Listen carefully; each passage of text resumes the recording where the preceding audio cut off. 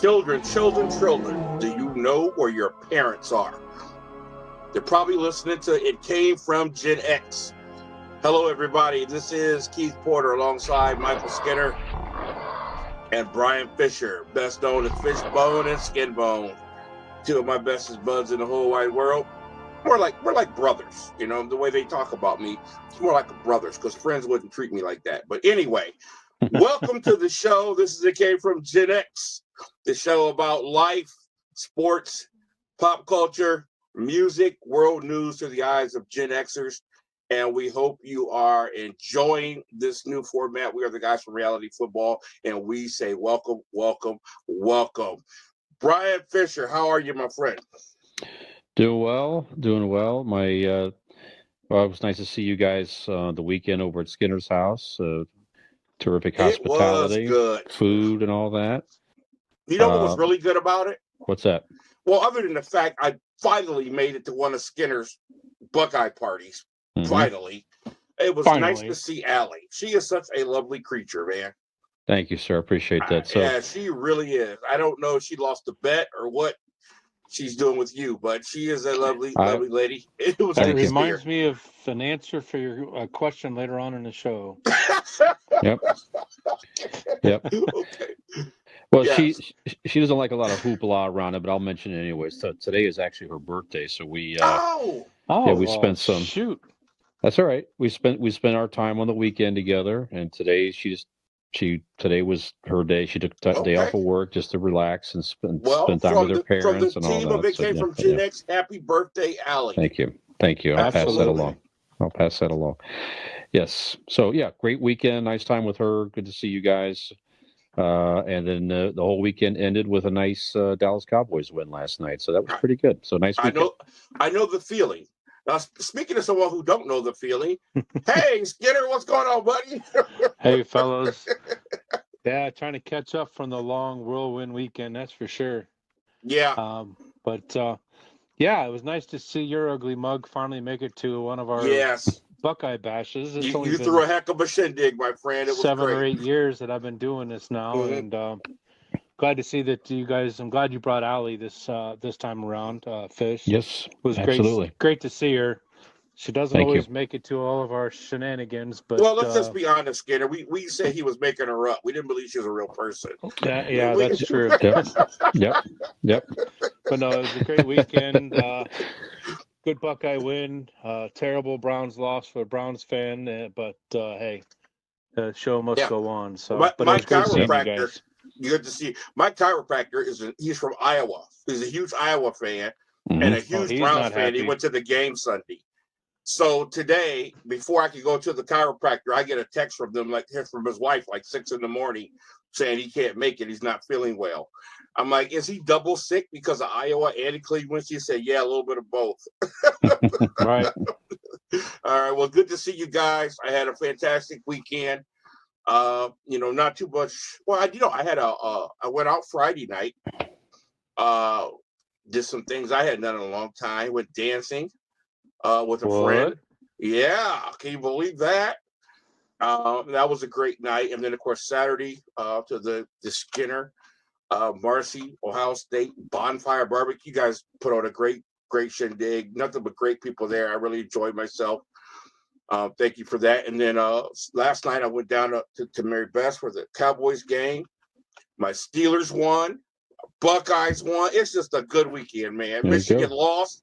Oh, my gosh. I can't stand it. But here we are today with another good show, and we hope you guys enjoyed it. Welcome to our friends in the UK. Welcome to our listeners in Germany. Welcome to our listeners in Ireland and anybody else that listens to the show. We cannot thank you enough. You mean so much to us, and we really want to keep doing this. And before we get into it, because we got a lot to talk about today, we're going to let Fish really take the lion's share of some of the topics he's had over the last couple of weeks. So, Fish, go ahead and tell them where they can find us. All right. Well, you might be listening to us on WMBU.org, Global Internet Radio, Mondays from 7 to 8 p.m. Eastern. Just pull up the site, hit live listens, and you can play our show right there, along with other good content that the radio station offers. You can listen to us whenever you want to on demand on your favorite podcast platforms. We could be found on Apple Podcasts, Google Podcasts, Spotify, and more. Just pull us up, give us a subscribe for free. New episodes will pop into your feed. Listen to us whenever you want to. All show information, Facebook page, YouTube channel, all that stuff can be found in two places. Our Linktree account is Google Linktree, L-A-N-K tree. It came from Gen X.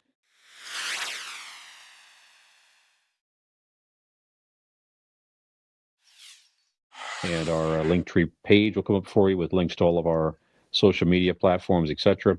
And our website, it came from GenX, one word, .wordpress, one word, .com.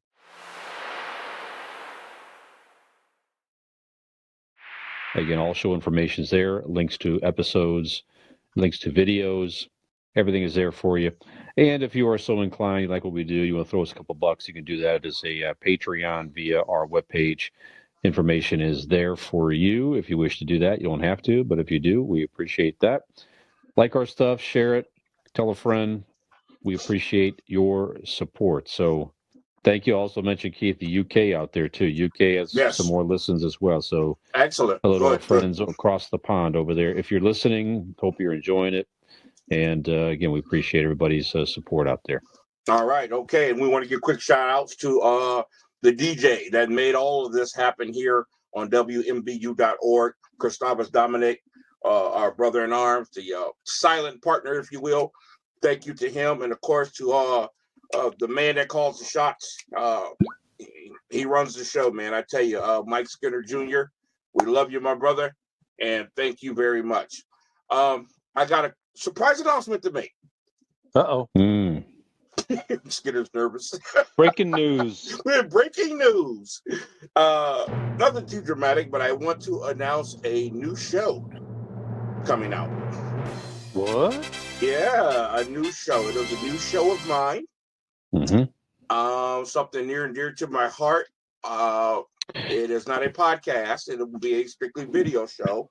Cleansing with Keith. I like it. Oh, boy, you got to go back about 30 shows, folks, to understand that one. Keith's going to go around and find a place that can give him a cleanse. That would be like, I would watch that. That would be a lot of episodes. I bet you would. You I like sick that. Puppy. Call it the top 10 colonics in Northeast Ohio. You know what? I got to find some new code. You guys are sick. I got to get some new friends. I'm telling you. No, This new show will be called The Porterhouse. Okay. And I'm going to tell you a little bit of the origin of this show.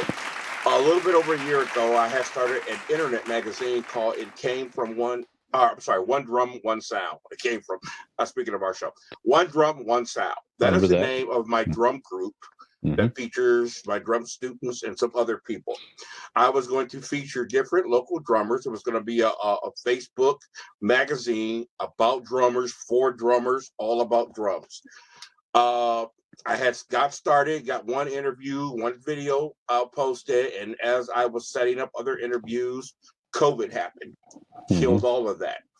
I also was going to start a video with my pastor, who's also my mother, for our church, a weekly video to give hope to people, especially during COVID. People were depressed, people felt hopeless, give some words of encouragement. I also wanted to do some interviews with some people concerning some other things, some books they had written.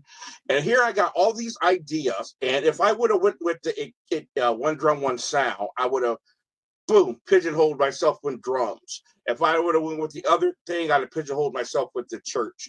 And it came to me today, you know what? The show, it will be about whatever I want it to be about each week. I'm going to simply call it The Porterhouse. It will feature different people, different walks of life, different topics every week, because there's a lot of things I want to cover and put out there on social media, hopefully to put a smile on people's faces, to give some hope, and to inform. So I'm looking forward to that. Very good. Well, good luck, man. Thank you. My very first guest will be an author who just wrote an extraordinary book that you can get on Amazon. It's called God in Every Moment. And I'm really excited about this book. Not only the book, but the author is someone near and dear to me. She happens to be my niece. And I'm really, really proud of her about this book. So look forward to that coming up soon. All right. Fish, would you like to take the lead tonight? No, I'll pick up the plastic. You guys go ahead. It's fine. Okay, then. All right. Yep. World news. Let's get it going, Skinner.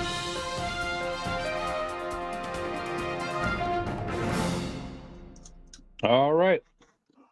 So you guys have ever heard of the town called Hazard, Kentucky? Yeah, no. It's not the Dukes of Hazzard. I was in about to Georgia. say I've heard of Hazard, but not Yep. that one. Yeah. Nope, not Hazard County in Georgia, but we're talking about Hazard, the city of Hazard, Kentucky. Photos of male students, particularly the football team, was what I'm gathering.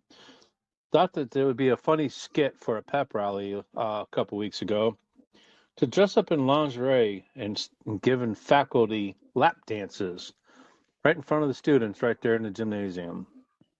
And this stuff and pictures, videos appeared on the school's official Facebook page. Okay, I want to be clear. Who dressed up? Male students. Male students. Particularly football players. Okay. Dressed up in their skibbies, their tidy whities, and some went as far as female lingerie and gave lap dances to faculty and staff. And what was the event? It was a pep rally for a football game. Okay. And then there were other photos that depicted the cheerleaders donning Hooters uniforms. I'm guessing that they were trying to reference the whole what's the word I'm looking for? Theme of this particular event. So as far as I know, so far as the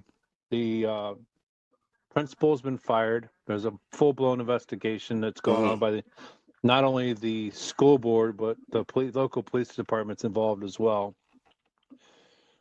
We've done a lot of stupid things in our past. Let's be honest. We've all grown up.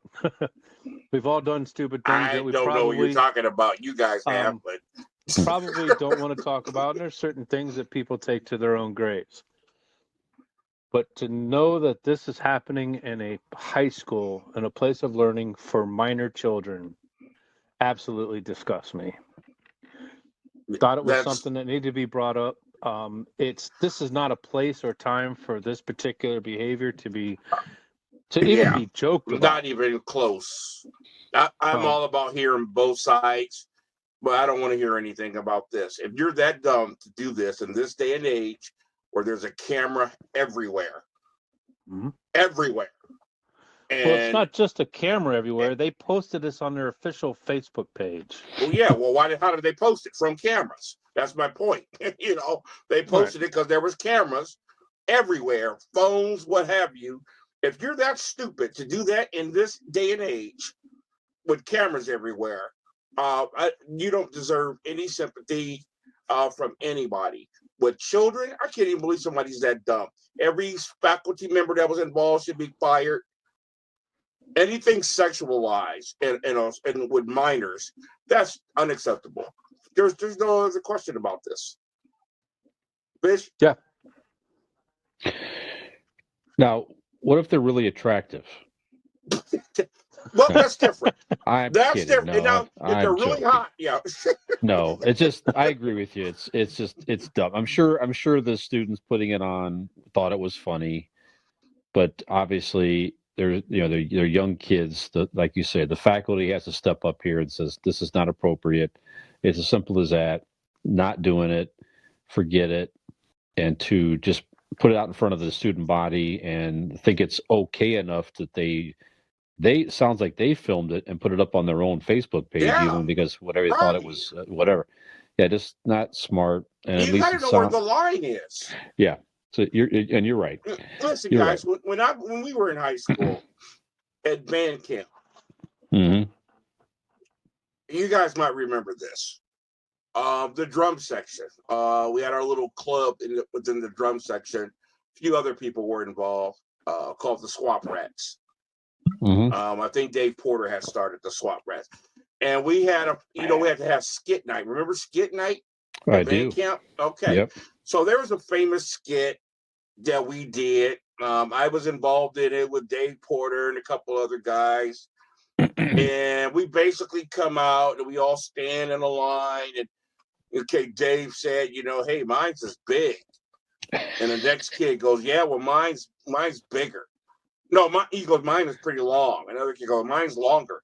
And I went, yeah. And another kid goes, mine is really long. And I go, yeah, well, mine's the longest. And everybody starts screaming. And everybody goes, yeah, well, let's whip them out and see. And we start undoing our belt, and everybody starts screaming. And we whip our belts out, and we hold our belts up. And I have the longest belt. And I go, told you mine was the longest. That was borderline. It was the borderline. innuendo is there, yes, but Rogers hated that skit. Our band director, he hated it, but he did permit it.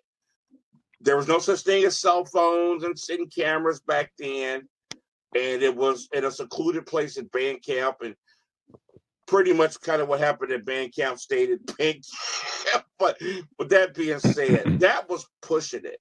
In this day and age, that is utterly ridiculous, man.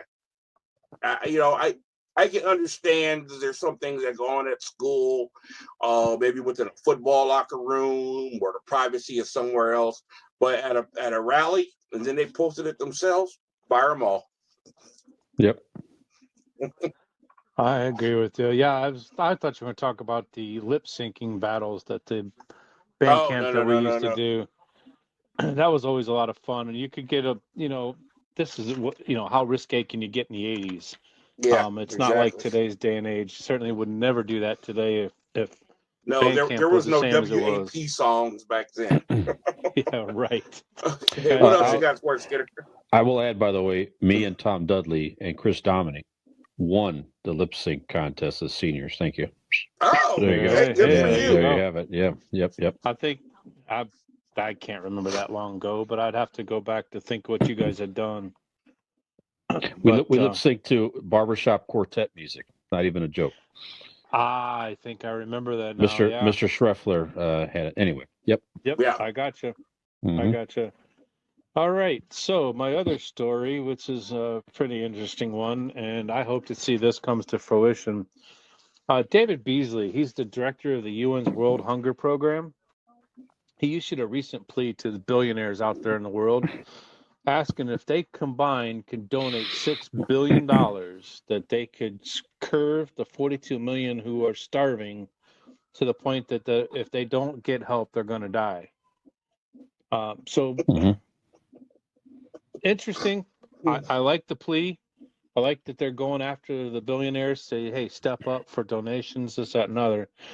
So here's where it gets interesting. You guys know or heard of Elon Musk, I would think. Of course. Mr. Billionaire Extraordinaire, Elon Musk from SpaceX, and obviously he got most of his monetary value from Tesla. Tesla, yes. He came back and said that if the UN would back this plea up with math and statistics and a guarantee. Let me go here where he says that if they can guarantee transparency about when, where, and how the money will be spent, he'd be interested in selling some stock and donate the proceeds to do this. Now, a little bit of background.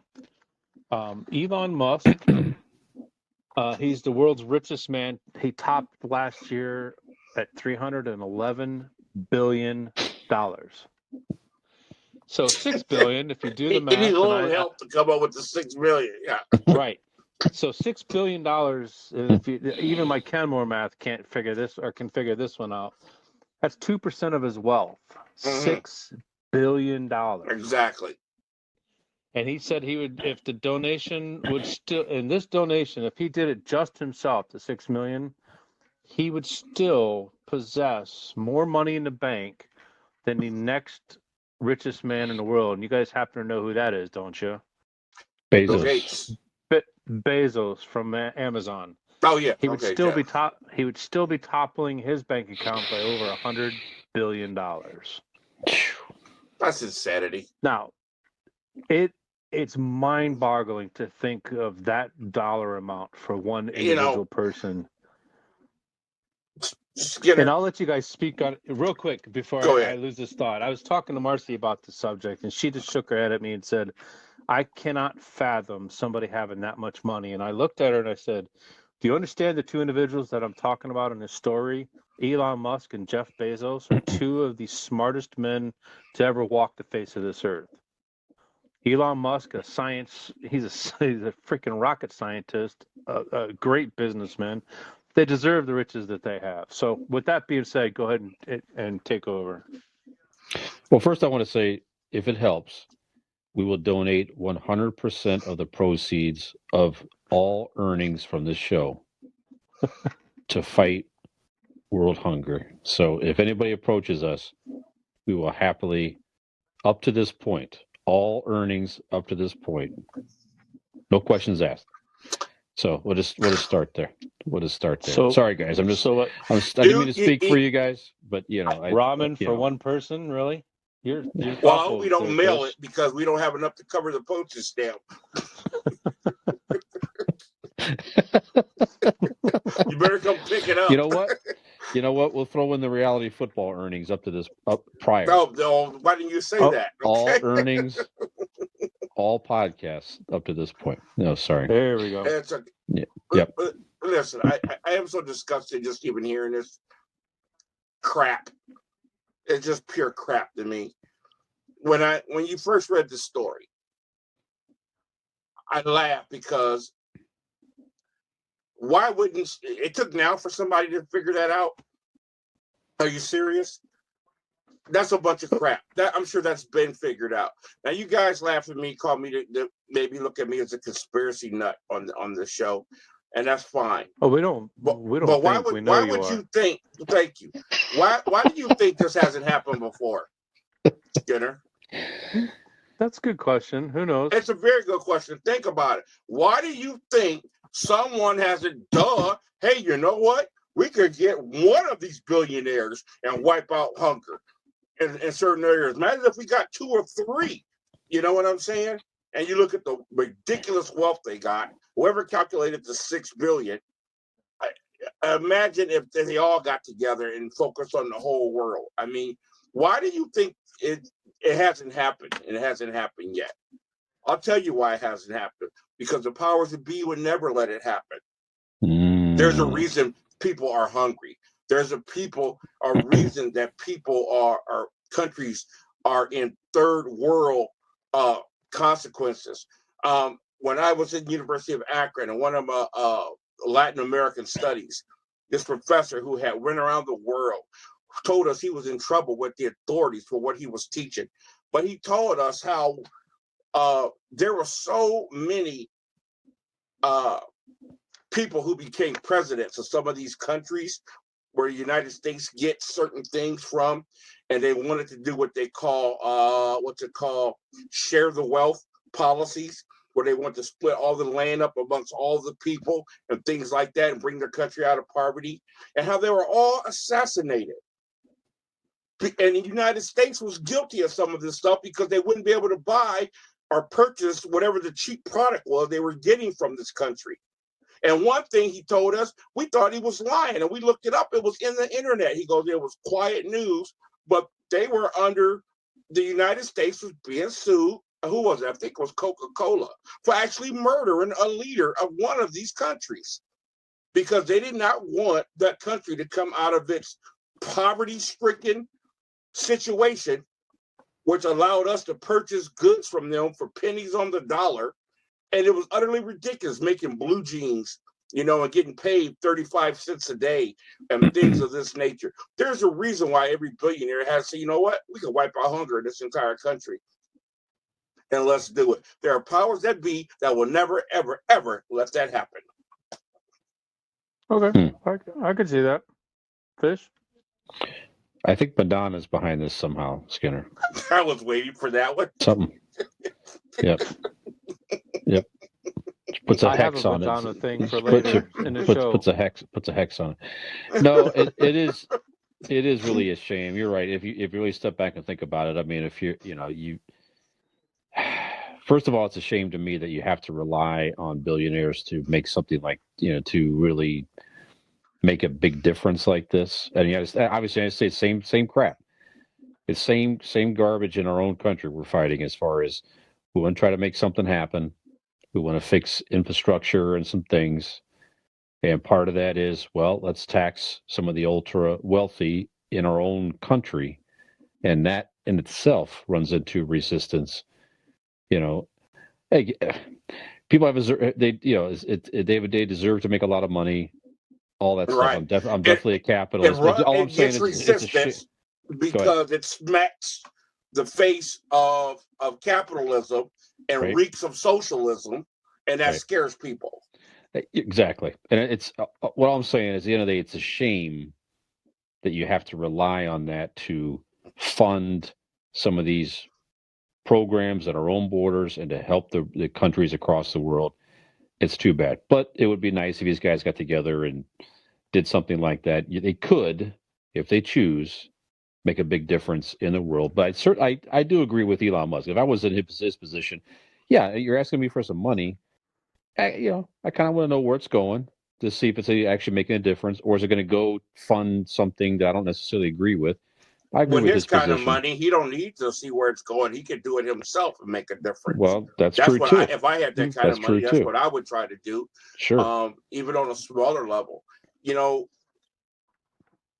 My dad used to tell me something when I was younger, and I didn't really understand what it meant until I got older. And you guys will understand where I'm coming from. But he used to say, son, there's nothing more a white man with a nickel hates than a black man with a dime. And I get where he's coming from. If you got $1, Fisher, the only way I'm going to feel more empowered than you is if I got $2. Sure. You know what I'm saying?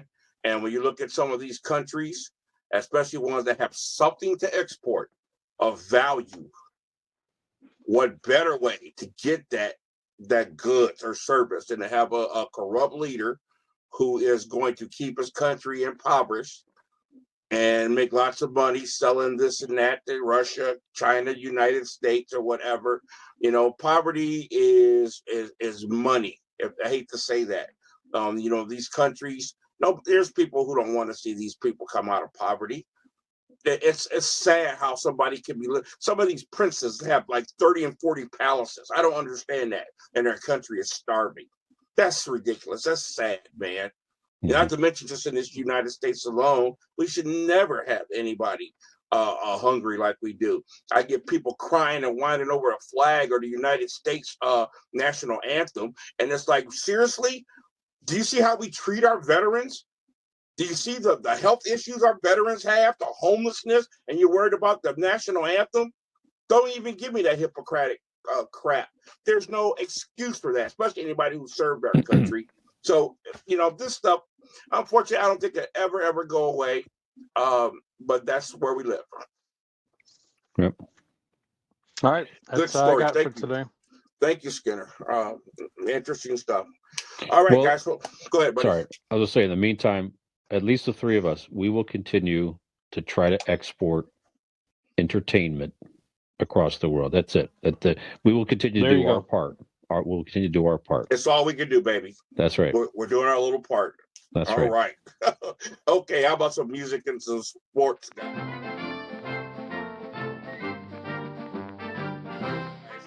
Okay, man, we talked a little sports at the beginning of the show. Interesting stuff. Football wise, just when you think is a turning of the tide, things start looking normal again. We watched Cincinnati wipe the floor with Baltimore last week. Pittsburgh was in last place, and the Bengals were in first place. Who would have thunk it? And Browns and Steelers last. And 1 week, boom, Cincinnati gets embarrassed by the Jets, looking like old Cincinnati. The Steelers are out of the basement. I don't know. It's just a weird league. Lots of terrible injuries yesterday. Jameis Winston lost for the season, which is really sad. This was looking like being with Sean Payton was going to turn his career around. Derrick Henry, where he was right now, at 5-2, and his stats were the best he's ever had in his career, and it was only going to get better as they got healthy people back. So really feel bad for Jameis Winston. Yep. Derrick Henry. Oh my God, this is huge. There's two power shifts that happened in the NFL yesterday, and I think it's huge AFC South power shift with the Titans losing Derrick Henry. I think that's going to change the complete makeup of that football team. Sure. Because he's just an unstoppable force. They signed Adrian Peterson, I heard today. Yeah, well, they did. In his heyday, he was something, but he ain't going to replace that right there. No. The other power shift is, oh my gosh, I cannot believe the Broncos traded Von Miller to the Rams, the LA Rams. You're talking about Pro Bowl and best defensive player, arguably in the league. Aaron Donald on the line, Von Miller, one of the best linebackers in the league in the middle, and of course, probably the best corner, and Jalen Ramsey in the back. This is really going to do something for the Rams, man. I tell you. So Rams are going in. They're going all in this season. Yeah, they're going all in. Yes, they did. They traded the quarterback for a better arm, and it's going to be interesting to see. Baseball, Houston Astros fighting back. The Braves, Atlanta hasn't won since the mid-'90s. It would be nice to see them win. I'm not an Atlanta fan, but I'm sick of Houston. They've been in the World Series, 3 of the last 5 years or something like that. Yep. So I'm glad to see they fought back and didn't get eliminated. And we'll see where that goes. So that's just a little bit of sports news, guys. But I really want to talk about a sports story related that's just really disturbing. I caught this last night. A high school baseball coach in Kansas. Now, this has been placed on administrative leave, but the story I saw last night, he was unanimously fired by the school board. But he told the only black player on his team to turn the rap music down. And he said, we don't listen to N-word music. We just listen to country music. Said this in front of the entire team. And I'm really disturbed by this. In this day and age right now where we have the woke movement, you've got Black Lives Matter, you've got all these things stemming from George Floyd, we have police officers being fired, we have all these things happening, all this racial awareness going on. And for a coach to say that in front of his players, I find that quite disturbing. I wasn't there, but it sounds like it was said with malice. And I'm sure it made this only black player feel very, very, very isolated. Now, I always like to put a Gen X spin on our stuff. We'll go back when we were younger and kind of relate things. When I was on the high school wrestling team at our beloved Kenmore High School here in Akron, Ohio, our coach, he was white, Coach McAvenue, he would make jokes all the time. When we were going to get on the bus to travel to another school for a wrestling match, he would say things like, okay, guys, I just want to tell you, I love you all. You're all equal to me. We're not black. We're not white. We're all one color here. We're all green. Now, let's load up. I need all the dark green people to go to the back of the bus. He would say stuff like that, and we all laughed. Nobody had a problem with it at all. He would certainly be fired today, saying something like that. Yeah. When I hear this story, guys, it disturbs me, but at the same time, do you think maybe because of maybe Donald Trump or whatever, people are being more empowered to say these things? And I think it's a good thing, because a friend of mine used to say to me, who was that? He told a white person who made a comment like that. When the white person apologized, he said, no, I appreciate you because I know how you feel up front. And he goes, I'd rather know that than have you shake my hand and then walk away and mumble the N-word under your breath. I'd rather know who you are. Is it good that we know who these people are, or is this just a terrible thing that's happened? Skinner? I think I happen to agree with I would rather know who the person is up front, because I don't want to be associated with hypocritical people. That's I'm blessed with the surroundings of people in my life that I can say that none of them are hypocritical. You can go just to the I feel the four same way. walls of this particular show. There are two of us that happen to be Caucasian, and the other one happens to be an African American.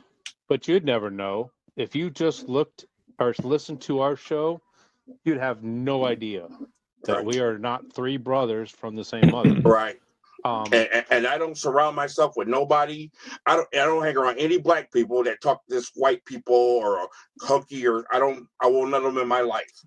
Yeah, I mean, let's go back to my shindig on Saturday night. You happened to be the only one of color that showed up on Saturday night, but nobody knew that. We were just all Buckeye fans eating good and cheering on a favorite team of ours. So I was also the only one of color invited too, so that's probably no, that's not true.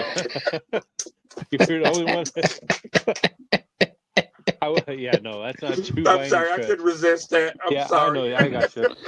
We have a minimum requirement of diversity for this event. I made sure I was diversified in the when inviting the. Hey, he was with Barcy. He goes ribs check, pop check, Negroes check. Very complete.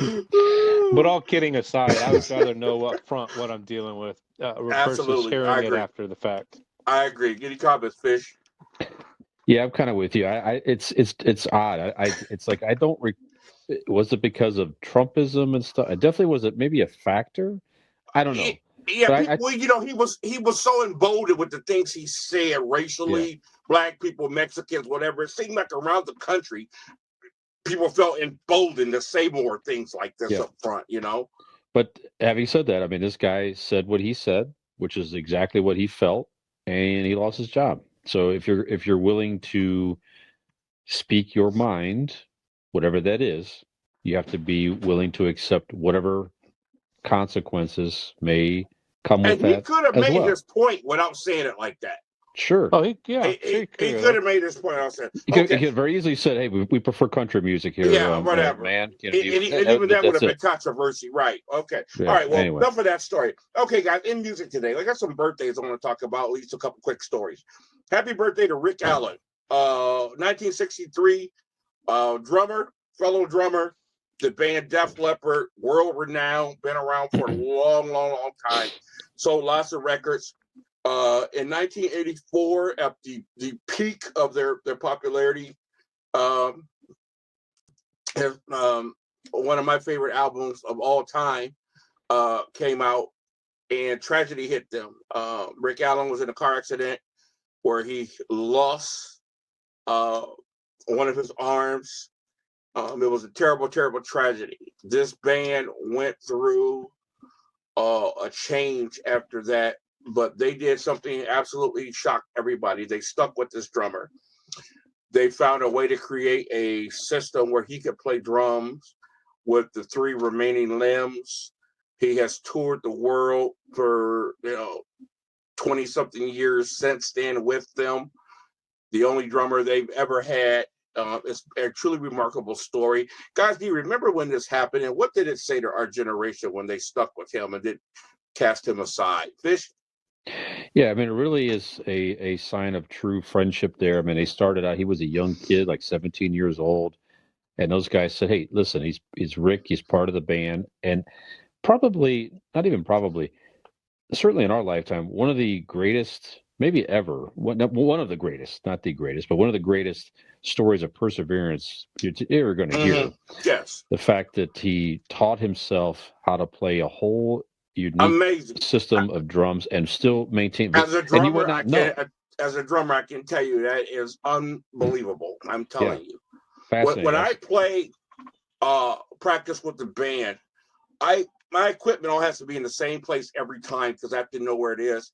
I play with a lot of memory as opposed to just doing, a lot of repetition. If you move one thing out of the way, then I have to change everything. If I get on a different kit, I am totally got to think fast and understand this isn't there no more. And I have to do this and make these changes. For him to do that is unheard of. Just totally amazing. Yeah, and he's still great. I mean, you listen to his stuff, you can't. I mean, it's electric drum, whatever, but still Yeah. rock solid. He has some drums. acoustic stuff up there. It's kind of like when Skinner, it fumbles, the closing of the show, but we keep it anyway. That's right. That's true dedication. You know it's what I'm called saying? loyalty, is what it's called. We love you, man. Yeah. We're going to keep you, buddy. Don't you worry. Almost lost two fingers, Keith. A finger and a thumb. We still with it. Yeah. Hung with him. I feel loved. Let me for tell whatever you. reason. Yeah. Skinner, remember that, man, when that happened? Yeah, real quick. Yeah, I remember it because Hysteria is probably one of my favorite albums of all time, to be truthful. It's up there. It's up there. No, before Hysteria. As far as that brand of music, it's one of the best of all time. Certainly rock and roll, you could say it's in the it's not in the conversation, but as far as that genre of music, it's probably one of the most popular and what made more money. That's an album.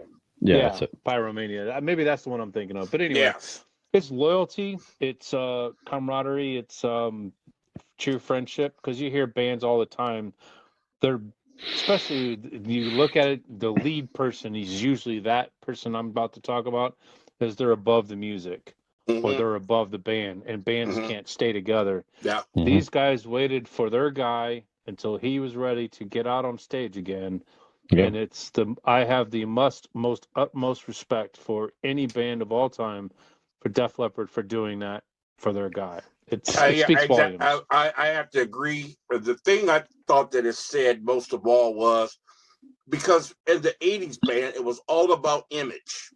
It was all about imaging. You have to, you didn't see any overweight guys, all the hair, and everybody was thin and blah, blah, blah. And here's a band saying, we're going to put, for lack of words, a handicapped person on pictures with us. Yep. A one-armed bandit. We're about substance and not imagery. And I thought that was a great message. So, happy birthday, Rick Allen. 1962, Anthony Kiedis of the Red Hot Chili Peppers. Happy birthday to him. This was a band who was really like a raw punk, ska, rock band. And boy, they really evolved into something different. They had a lot of bouts of heroin use with their guitar player. Got him back in the band and kind of really came out with some really, really great songs after a Blood, Sugar, Sex, Magic. Chili Peppers are a very, very interesting band. Anthony Kiedis is known for a great singer, but they did really involve just some really, really fantastic songwriters and come up with some great music. Thoughts on the Chili Peppers, Skinner? I enjoyed their music, still do today. They are one of those weird, off-the-cuff, but they evolved into something pretty special, because if you listen to their beginning stuff, it was pretty raw. It was different than what was out on the radio, but they evolved. And still to this day, I still have them on my playlist. Yeah. There's a certain group of musicians that I respect who evolve with the times and they're still relevant to this day. Chili Peppers are one. Salt and Pepper did it. Aerosmith, Bon Jovi, still going strong. They did it. Definitely. Fish? Yeah, it's a whole unique sound. Very, I like them. Just a whole different vibe. And, Flea, one of the greatest bass guitarists of all time, right? Oh, there. Yeah, without question. Okay, my last story we'll get to Fish. Happy birthday, 1957 to Lyle Lovett, of all people. There are no friends in the public eye. Certainly, Lyle Lovett found that out. This man was called ugly. unattractive. But he hooked up with America's sweetheart, Julia Roberts, Pretty Woman, the name Pretty Woman, with America's Ugly Duckling, and boy, did the media tear this guy up. So my question is, I felt bad for him. Do you think this type of thing would go on today in our cancel culture? And who are some of the odd couples you guys remember in the past? Fish? Will it continue today? Sure. I mean, honestly, I think people just don't care as much. I don't know. It's just, I think people are more tolerant. And of course, you just talk about some people aren't very tolerant. But I think the general public is pretty tolerant these days, especially with the younger generations coming up. I mean, we all have younger kids that's grown up, and my Allie's my girlfriend's daughter is 15, and when I hear some of the things that she says, nothing is a big deal to kids. Like, she's 15 years old, nothing's a big deal. Kids that are gay or open or whatever the heck it is, it's just not a big deal that much, which is terrific, I think. But having said that, some of the, if you're asked to answer your question about odd couples, some that I remember, Angelina Jolie and I had Billy that on my Bob list. Thornton. I had that on my list. Yeah. Yeah, I just like, what is happening here? Wearing vials of blood from each other and stuff like that. Now, in fairness, all three of us, just behind the scenes secret, we do have vials of blood of each other's blood. That's us. Mixed. Right. So I have Keith and Skinner's alone, right. I got and then both vice of you versa. guys in little tubes. I carry on my. Right. Yeah, That's yeah. different. So we wear it every episode. It's like it's in our contract. We'll get into that another time in more detail. But that was one that kind of comes to mind. And then this is from years ago. I just thought it was kind of interesting with Marilyn Monroe and Joe Dabasio. I'm just like, every time I see those scenes, I'm just like, I think that's terrific. And Joe Dabasio is just like, you think about that. That was like just a nice, wholesome, one of the most wholesome athletes that ever existed, probably. Right. Okay. And he's with Marilyn Monroe. Anyway, let me give you a couple of one on my list real quick for Skinner Girls that I just disgusted me. I got 3. I got Madonna and Dennis Rodman. I got Carmen Electra and Dennis Rodman. Yeah. I got anybody who was with Dennis Rodman. It is strange, but you know what? I'm sure he's just like, he was definitely one of the first athletes that's just openly weird like that. I don't know. He's definitely one of the first I can recall. Man. Just whatever was going on, he didn't care. He's going to put it out there, and that's it. And embraced it. I'm sure that's attractive. In New York with a wedding dress on. I mean, the brothers was like, "What?" Yep. He's like, "I don't give an F," and he still doesn't give an F about anything about that. Yeah, that's pretty good. Any couples you got there, Skinner? I have 2 local, and I have 3 on my list. Which one of them you had is Dennis Rodman and Madonna. Just odd couple from start to finish. Very odd. The other one's Richie Sambora and Heather Locklear. Really? Yeah, I mean, come on. You look at the 2, especially back in the day. His fame was playing guitar for Bon Jovi. That's all he had. Oh, that's come on, man. That's an American hottie and a rock star. That just goes together. That's like peanut butter and jelly. And then you got Katy Perry and Russell Brand. Yeah. That's 2. You've got 2 different types of personality there on top of the looks. Then I take that one of looks. It says Russell Brand is just a weird, odd duck, but he really is. You either like him or hate him. If you guys want to get one kind of modern, I'm gonna tell you one right now that I just don't understand. What's her name? Ariana Grande, is that it? Or am I supposed to say? And Pete Davidson from Saturday Night Live. Yeah, they got engaged for 10 seconds. That was pretty amazing. Yeah. But hey, God bless you. I'm just saying it just seems very odd to me. Making the news right now, Keith. Pete Davidson after the Kardashian. Kim Kardashian, when she hosted recently. Yes. So they were spotted out holding hands at some amusement park, those 2, Pete Davidson and Kim Kardashian. The pimp, man. That's something. Yeah. They said, well, we're just friends. They're like, okay, we'll see. Yeah, good for him, man. He looks. Hey. Pete Davidson reminds me of Axl Rose. Just looks so unhealthy. Yeah. Like, you just need to get healthy, man. I mean, just. Hey. Just dark around the eyes. Always seems sick. I don't know. Hey, whatever it is, man. Hey, go for it, Pete. Yeah, go for it. All right, hey, well, that's all I got. Let's get to some pop culture. Take it away, Fish. All right. So there was some normalcy in our local area. Most of you know out there, we're from Northeast Ohio. Akron, Ohio. Cleveland's just a short drive away. The Rock and Roll Hall of Fame is in Cleveland. Most people know that. And this past weekend, they had the 2021 induction ceremony, again, with a live performance, people on stage, people going to the show, performing. They didn't do that last year because of the pandemic. So it was a little bit of normalcy in Cleveland this past weekend. So The 2021 class included Carole King, Tina Turner's solo career, the Go-Go's, Jay-Z, Foo Fighters, Todd Rundgren, and LL Cool J performed. He's also going in. He was joined on the stage by rapper Eminem and Jennifer Lopez. I heard it was a very good performance. I didn't see any of it yet, but I just thought it was nice that, Yeah. You can argue you should get people together for the pandemic, whatever. But still, it's nice to see the Rock and Roll Hall of Fame being celebrated again with the live performances. So yes, that was pretty cool over the weekend. Some of this, let's get into making a lot of news lately. Dave Before, can I make a Chappelle's comment over the You may. Yes, Rock absolutely. and Roll Hall of Please. Fame? Two Sure. thoughts. First of all, I just want to say one about Tina Turner. One of my favorite movies, my sister's favorite movies, we watched it so many times. What's Love Got to Do with It? Extraordinary movie, extraordinary performances by Angela Bassett, and I can't think of his name, but you know what I'm talking about. Fishburne? Yeah, Lawrence Fishburne. So her story is something that's totally incredible, and glad she is someone who reinvented herself.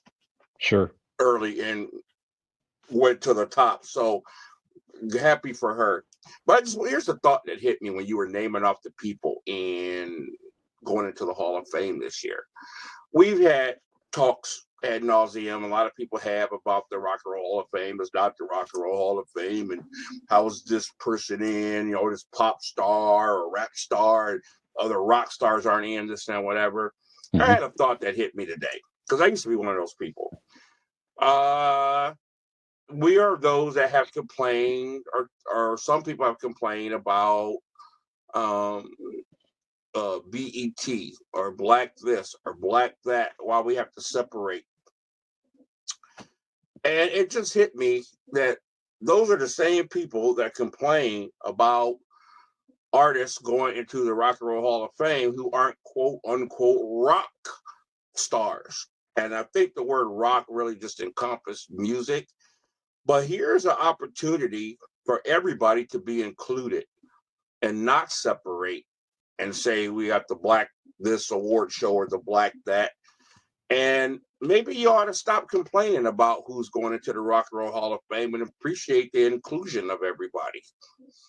Just a thought. No, I agree with that, Keith. Yeah, definitely good set to be. People get hung up on the title of it with the rock and roll, and then people want to talk about, well, what's rock and roll? I mean, you could easily say it's the Music Hall of Fame if you want to get in particular, but whatever. But you're right. Yeah. It is one of the few things in the entertainment where it's everybody's included. You're exactly correct. So, yeah. Okay. Yeah. All right, Skinner, do you have any thoughts on the Rock Hall and inductees or anything like that before we move on? No, I actually enjoyed the class from top to bottom. I thought they got it right this year, and there's a lot of complaints over the years of people getting snubbed and this, that, and other, but thought they did a good job this year. The only thing they got wrong was not putting Iron Maiden in there. You got to be kidding me! I just can't get that. Yeah, I mean that's still a snub, but they're going to get in. There's no doubt about it that they're going to get in. It's just a matter of how long is it going to take. Some of these artists on here, we stick to sell half the albums Iron Maiden sold. They need to. They need to be more inclusive of the different types of music in these ballads and so forth. With Judas Priest got snubbed the year prior, so it just doesn't make any sense to me. But anyhow, all right. So making a lot of news right now, as I was starting to say. So Dave Chappelle has a new special on Netflix called The Closer. And Dave Chappelle is. I mean, it's either you are a fan or really not much of a fan. I mean, he's definitely very unique. He's definitely very open and honest. He will speak exactly what's on his mind. Certainly, he had a huge show. I mean, everybody knows who Dave Chappelle is. He walked away from the entertainment industry for quite a while, came back, and he's residing here in our lovely state of Ohio, down in the Cincinnati area. And he's been very open about his views on transgender folks, and it's not met with a lot of liking from some folks in the LGBTQ community. But to on one side of it, to Dave's credit, he's like, listen, this is just my views. I don't have anything against the community. And he really does try to explain it pretty well in the special, to where he's not talking about the LGBTQ community in so much as he's sort of comparing them to how black people are viewed and stuff like that. So it gets pretty deep. But anyways, it's just some of the commentary is not. So there's folks that work at Netflix. They're in the community, and they are calling out to have the special removed, and to, in some respects, and that, again, depending on your point of view, I do respect this decision. Netflix leadership has said nope, we're leaving it on here, and Good for that's them. it. And that's terrific. And Dave Chappelle, I mean, and he's allowed, the leadership of the company did admit, say, listen, I could have been more sensitive to the views of my employees, our employees. However, it's staying. If you want to speak openly, you may do so. If you want to protest, you may do so. And Dave Chappelle since is now doing some tours. I noticed there's like a documentary. It's going to be airing even up in the Rocket Mortgage Fieldhouse where the Cavs play. And so Dave was kind of preparing to where if they yank this thing, he wants to continue, the momentum of the closer and to get the message out, whatever. So all that's going on as well. And so it's just kind of being met with a lot of, friction and this and that and the other. Yeah. So kind of some of this boils down to, who, depending on your point of view, at the end of the day, my opinion, it's comedy. And there's been plenty of comedians over the years, as far back as you want to go, that have say things that are controversial and that push the envelope. Yeah, certainly in our time, you could talk about Richard Pryor, you could talk about Eddie Murphy, and some of these breakout comedians that are, in my opinion, two of the greatest of all time. Eddie Murphy may say, some of the stuff I did years ago probably wouldn't do it again, but it was in its time. Which was just It was in its time and place and that type of stuff. But anyway, so if you get into censoring, canceling comedy, does that take the cancel culture to a whole other level? So a lot of things swirling around about this. So Keith, what do you think about this whole thing? Go ahead. When I first heard all the negativity and about the Netflix employees, I had my opinions about censorship or whatnot, and it'd be a comedy. But the first thing I wanted to make sure I did is what a lot of people didn't do. I went and watched the entire special for myself, from front to back. Yep. Two things I came away with after I did that. If I wasn't sure about it before, I am absolutely sure now. This guy is the king of stand-up. He has taken his craft to a level that is so brilliant. The way he wrapped this show up, the way he got you emotional, the way he would break away from that and have you cracking up, the way he would say things that make you cringe, say things that make you think. And I really understood where he was coming from. I think what really says it all was when he made the comment about, hey, listen, if you watch all my specials, you'll understand that I don't have any really problem with transgender people. I never do. My problem is with white people. Yeah. And all the white people were cracking up because they get Chappelle. You know what I'm saying? They get it. They weren't offended. They get it. I mean, this guy made some jokes when he made jokes about being molested by a priest. Then he goes, hey, don't cringe. I liked it. I'm like, what? I mean, good. He said some stuff, dude. I'm like, come on, people. This is comedy at its finest. But the great part about all of this is the gay people, the transgender people who have come out in defense of him and saying, watch the entire show. Yeah. And I thought it was absolutely brilliant for him to tell the story of the friend he met, Daphne, I believe was the name, of the transgender woman who said he was her hero. He invited her to open up his show in San Francisco. She bombed. 45 minutes, stunk up the place.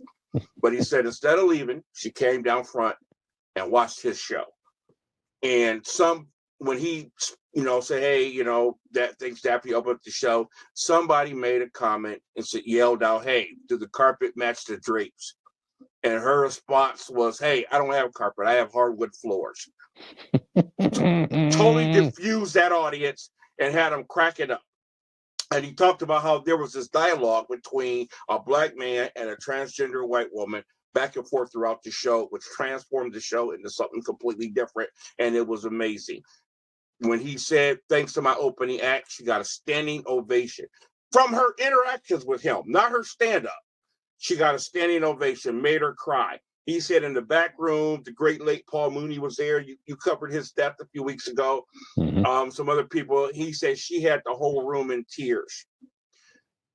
He got maligned in the media the next day for his show. She went on Twitter and defended him.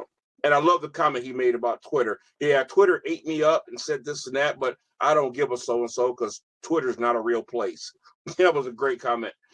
And she went on there and defended him. And he goes, they ate into her like day and night, And so unfortunately, 6 days later, she went to the top of a building and jumped off. And that broke his heart. And out of all this sadness and everybody feeling this, he said, if I could see her today, I would tell her, you're a liar, because that's a gangster so-and-so. Only a man would do something like that. And everybody went, ooh, he goes, yeah, y'all cringing at that joke, but my friend would have loved that. That's why she was my friend. And that's why Chappelle has the fans he had, because they get where he's coming from. Her ability to laugh at herself is the same thing I've dealt with my entire life. Being a black person, people used to ask me about black jokes. I said, you know what? I tell the best ones ever. I described a friend of my mom's who was really, really dark skinned. And I told you she was so black when she got out of my car, the oil light came on, But the ability to laugh at oneself, I think, is one of the greatest gifts we can have. But we're so sensitive. Not the Jewish people, not the black people, not the priest, not white people, and the list of others he offended or made fun of throughout that show. But only this one subgroup is having a problem. And I think we need to learn that acceptance, being laughed at, is part of acceptance. That's a huge part of it. Learn to laugh at yourself, because if I got offended by every black thing that was said, really, none of us would be friends, that's for sure. You know what I'm saying? And we certainly I wouldn't be friends with this dude named John Cooper. Who's my brother, and part of this group. But we have to learn to laugh at ourselves, guys. It is really, really sad that we are living in certain groups right now are making it so hard for us to exercise the most important things in life. Free speech, okay, along with responsibility of speech, but as well as the ability to keep sacred things that we have for years now has been understood. And comedy has been one. That is one format where everything goes. As long as it's not hate speech, anything goes, because the ability to laugh at ourselves is what has given us strength to come together, just like in music. Very good. Excellent. Well put. Skinner, anything? No, I can't say it any better than what Porter just said. Very good. Yeah, I'm with you. Well said, Keith. Thank you. Comedy is one of the if you want to speak your mind, you should be able to do it anyway, but certainly you should be able to do it in the world of comedy. So 100% right. Is it something that is it generational for us? Are we more tolerant perhaps with our age and what we've been exposed to over time, or I don't know. It's kind of weird. You made a comment about what Eddie Murphy said. I'm glad you brought that up, because I was going to allude to that. I was kind of disappointed in his comment when he was asked about the Chappelle show, and then if you saw, not Delirious. Well, yeah, Delirious. And the one after that, he used the F word, raw, faggot a lot, right? It was raw, yeah. And of course, you don't hear people saying those words a lot today, but he was saying how that was, would be inappropriate today or whatnot. Don't cower back from that, dude. I guarantee you Eddie Murphy to this day has gay friends. You know, when he made those jokes, I don't think there was any malice in his heart, any hate in his heart. It was a joke. Yeah. Just like when the N-word is said, there's, you know, there are white comedians who use that word. Boy, Andrew Dice Clay used to say some really rough stuff, you know. But I don't even think that Eddie Murphy's jokes were meant as anything harmful, but they were funny. I knew a lot of gay people that use that F word in humor, you know. Now, a lot of people want to get rid of the N word. And when I'm talking about the N-word, I'm not talking about the ER. I'm talking about the NIGGA, said constantly in rap music.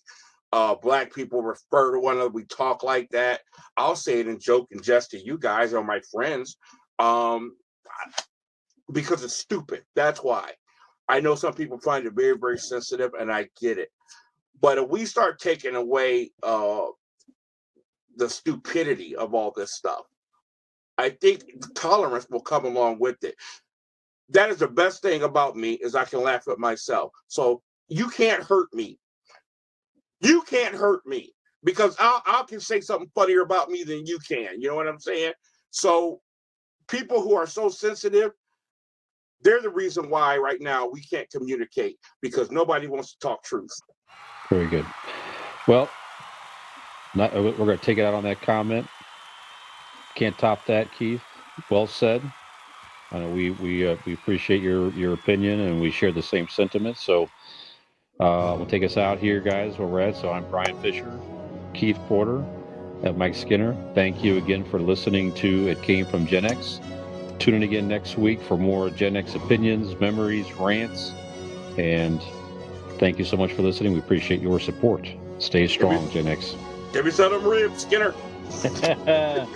Take care, folks. Yeah. See you next week. I got to tell Fish what my mom said.